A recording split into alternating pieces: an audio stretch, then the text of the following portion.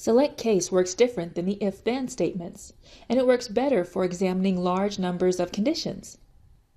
And that's because it's designed to jump to the statement that applies to whatever condition you're looking for.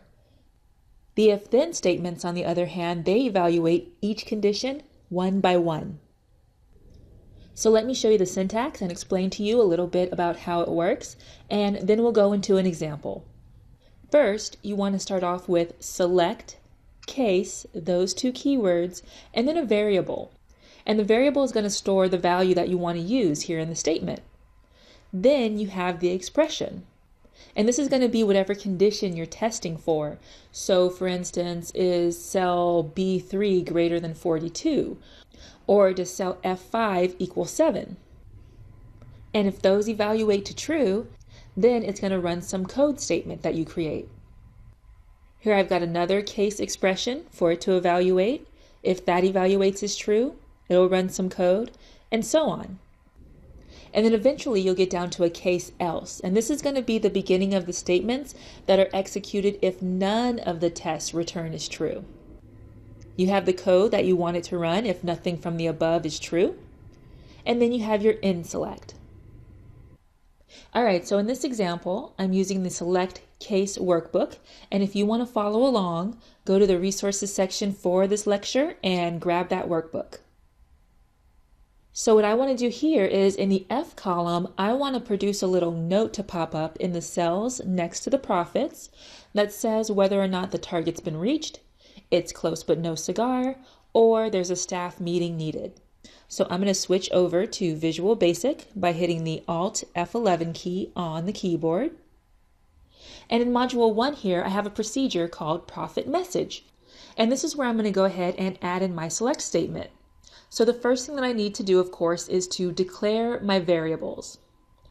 And I'm going to have two variables. One is going to be the service target, and the other is going to be the service message. So I'm going to declare service target as single and service message as a string. All right, so next I want to say that my target is whatever's inside of cell E5.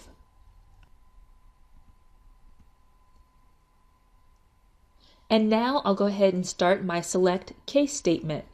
So I'll start with select case. Okay, so what is it that I'm looking for? What am I trying to evaluate?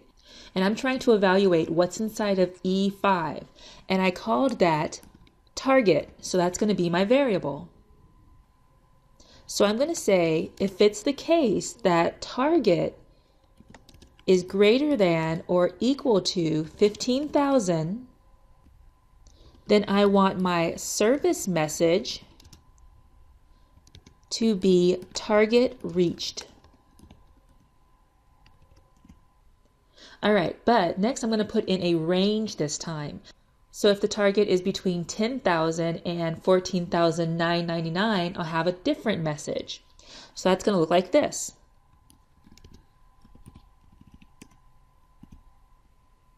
Now I'm using a range here, so I don't say that the case is 10,000 to 14,999. I say case 10,000 to 14,999. All right, and that service message will be close but no cigar. Now if the number in target doesn't meet either of those connections, I'll do a case else here. Then I want the service message to be staff meeting needed. And I'll end my select statement. All right, and then I want the service message to be put into F5. So I'll type in cells 56.value equals service message.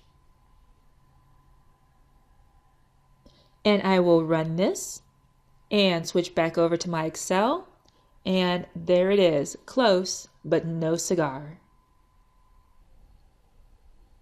So you always want to start with select case, and then you type in the name of the variable. Basically that's what you're going to be evaluating.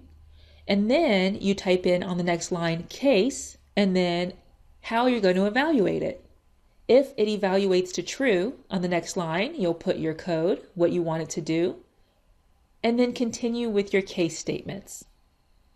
Now, these were only 3 different conditions to test for, but when you're working with a large number of conditions, select case does work a lot faster than if then.